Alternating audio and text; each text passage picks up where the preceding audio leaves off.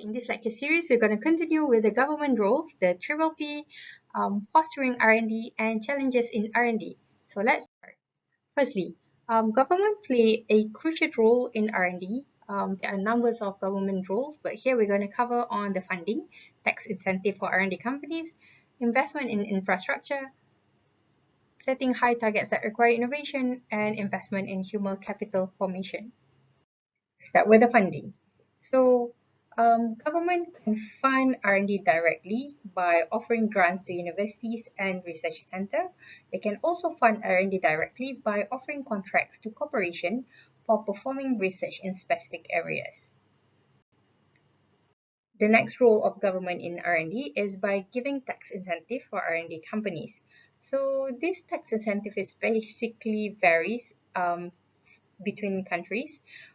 In Malaysia, I think we have about there are numbers of tax incentives. Some of them like 50%, some of them are 100%.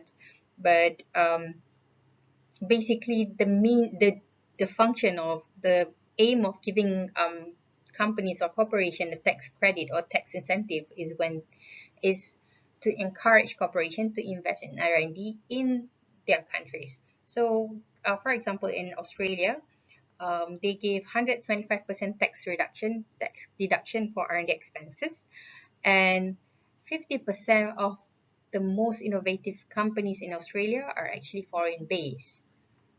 The next role of government in R&D is investment in infrastructure. So government can promote innovation through investment in infrastructure that will support new technology and by committing to buy the new technology. China is doing this in a big way. It is thus influencing the cost of many companies around the world.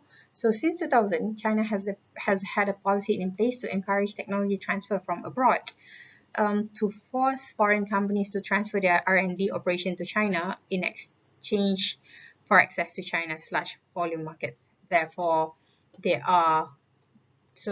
many R&D activities will be done in China.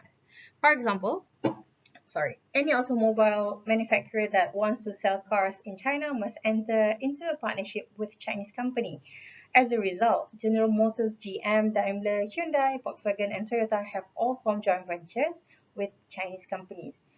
General Motors and Volkswagen, for example, have both formed joint ventures with the Chinese company Shanghai Automotive Industry Corporation, SAIC, even though SAIC also sells cars under its own brand. Next is setting high targets that require innovation. That is NASA. If you know, NASA has been quite famous in Twitter. If you're on Twitter for the past few days. Anyway, so in 1960s, the US Apollo space program launched by President John F. Kennedy. So this program was actually inspired US corporation to work toward putting a man on the moon. So the government investments in the Apollo program speed up the development of computer and communication technology and also led to innovation in fuel cells, water purification, freeze-drying food, digital image processing now used in medical products for CT scans and MRIs. So setting high targets, which is the target is to put a man on the moon, hence require innovation, which results of innovation in fuel cells, water purification, freeze-drying food, and digital imaging processes.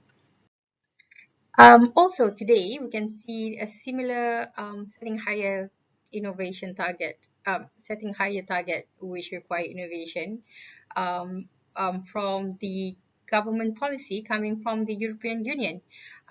They actually has mandate that aim for environmental target such as carbon neutral fuels and energy, which are driving global R&D to achieve environmental goals the way the Apollo program drove R&D in the 1960s.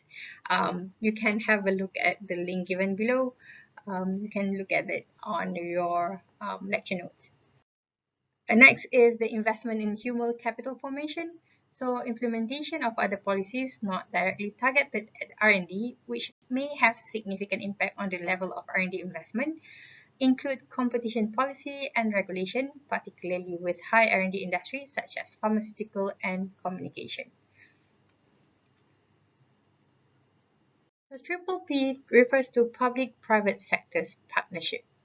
So it refers to arrangement or agreements that typically medium to long term between the public and private sectors, whereby some of the services that fall under the responsibility of the public sectors are provided by the private sectors, with clear agreement on shared objectives for delivery of public infrastructure and or public services. This relationship of triple P drives the R&D activities today, and the management of R&D has changed into an activity that fulfills the need of society and nation, as well as to boost the economic capacity and achievement. So we're going to look at a diagram that explains the partnership of between the public sectors and the private sectors. So they have a contract. If you can see here, they have a contract. And this contract is value for money. The reason why public sectors want to have this partnership is due to cost efficiency. They want to use asset utilization, and they also want to optimal the risk, so they have a optimal sharing of risk. Whereas for the private sectors, the reason for this partnership is for the business opportunities, for them to develop innovative solutions, and also for them to increase their competitiveness. Um, Sometimes you do involve university in this partnership. At the end of the day, the reason for this partnership is to serve the public needs. So this is an example of the partnership between public and private sectors. So we have affordable housing as the example. It is actually a three-way relationship which involves the government, which is the public sectors, the private sectors, as well as the public, which is the residents and community. So for the government, they have the money. They will write the rules, and they actually seek housing. And the private sectors, they actually need capitals. They will implement the rules that written by the government, and they will develop housings. They will build the housing, and they will also run the rental stocks. As the end means, which is the resident community, um, as they need housing, that's why they involve in this partnership. They also require program beneficiary, and they also need to protect housing, and also they will need to build community. So this is an example of the three-way relationship. Firstly, fostering R&D. It is done primarily by providing financial resources, either directly from the government or from large-scale industrial corporations. These research funds are channeled to the appropriate R&D organization through administrative bodies such as research councils, universities, government departments, or private firms. And you need a good policy to foster the R&D in order to provide financial resources to all these administrative bodies. So science policy is a policy that ensures that appropriate needs are met based on the right priorities of the countries. A suitable administrative machinery to feed the financial resources to the corresponding sector of the R&D system can be guided by this policy.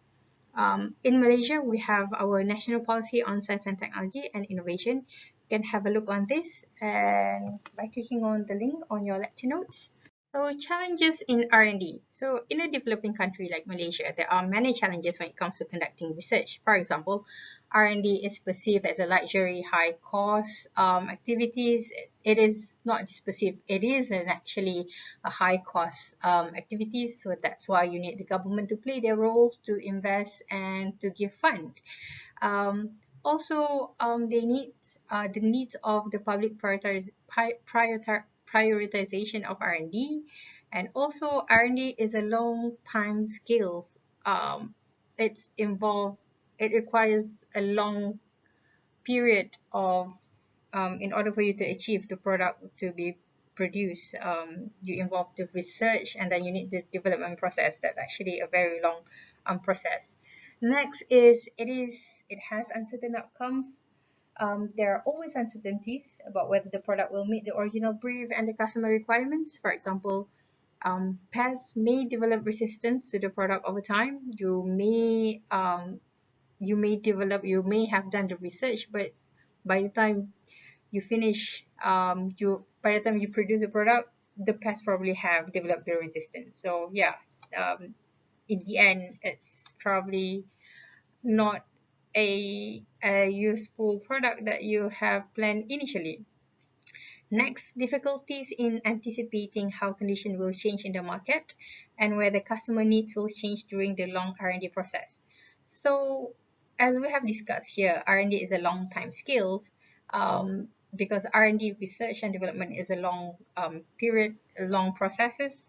Sometimes, so let's say you have this product and you develop it and you have this aim, but by the time it goes to the market has already changed. They already have competitors may already come up with a rival product that is more effective. So yeah, that's the change in the market is one of the challenges of R&D. Next one is unclear mission of universities. So you know, universities, even though they are doing research, but because they are more academic, they are not really product driven. They are not really product driven. They are more doing research. Another one is because of brain drain. Maybe some people would drop out from the R&D, and also you have pool of talent of people who are supposed to do R&D but end up they go out from the country or from the company, so you have a brain drain. So yeah, these are the challenges of R&D. These are the references that I use for today's lecture, so you can have a look, you can have a read. It's a very simple one, I hope. So yeah, that's all for today. We've covered R&D as part of Introduction to Science and Technology Studies. Thank you.